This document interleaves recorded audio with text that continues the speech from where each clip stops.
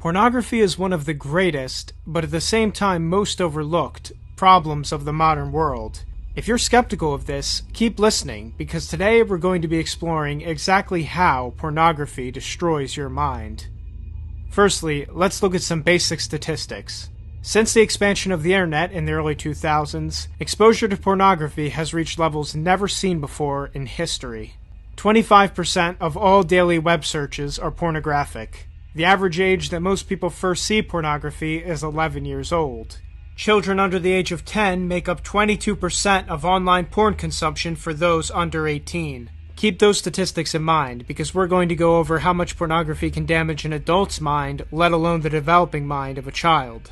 Like many of those watching, I was exposed to pornography at a young age. When I, as a teenager, researched the effects of pornography use, I was told by many websites that it was simply harmless and would have no negative effects. But the truth is, there are well-documented and scientifically verified negatives to these habits, and porn organizations go to tremendous lengths to either hide or downplay these things to the general public.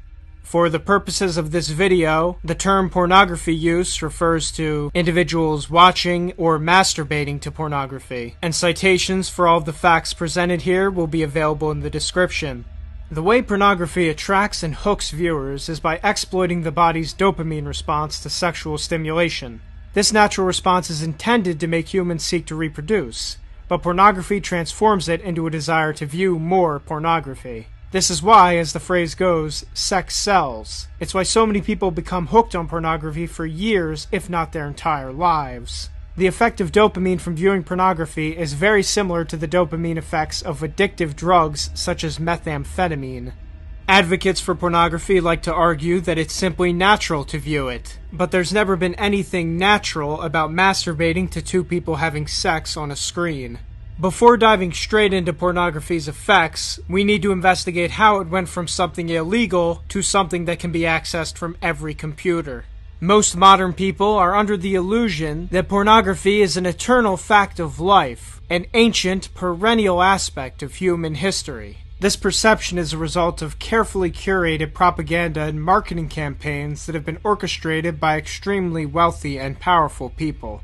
Pornographers and their cohorts have scoured and harvested the past for anything and everything that depicts or comments on human sexuality, bastardizing it all with no regard for its original intent or purpose. Pornhub even used the Venus of Willendorf, a 25,000-year-old fertility goddess idol, as evidence of vintage, so-called pornography. In reality, pornography is a relatively new phenomenon, barely 200 years old.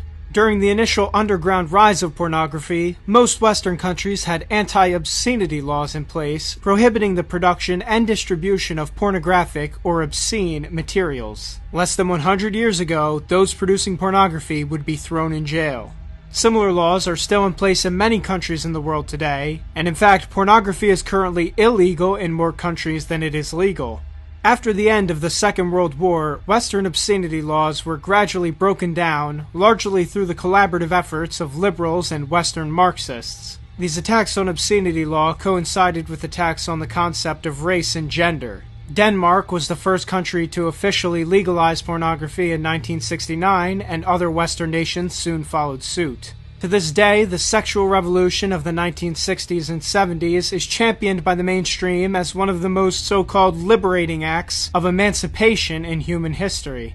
In the US, pornography was legalized primarily via two Supreme Court cases involving a pair of pornographers, Roth v. United States and Miller v. California. In layman's terms, these cases rendered obscenity laws obsolete by loosening the legal definition of obscenity to the point that it became meaningless.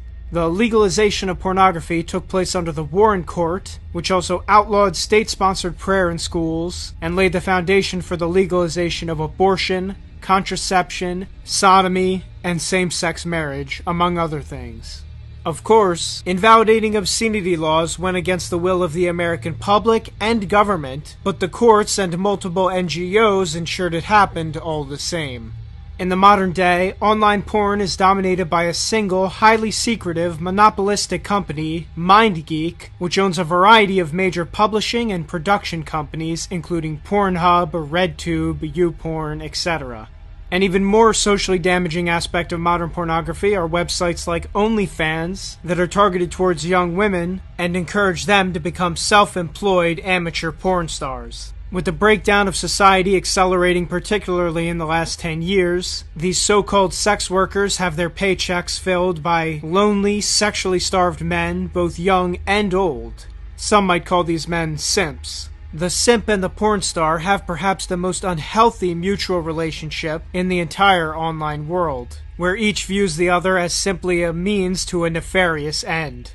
Now, it's critical to note that without the pornography mega platforms and the mass marketing campaigns behind them, most people doing these things would have never gone down that path. This is especially apparent when you see teenage girls making OnlyFans accounts as soon as they become 18. And while we're on the topic of the porn industry, let's delve a bit further.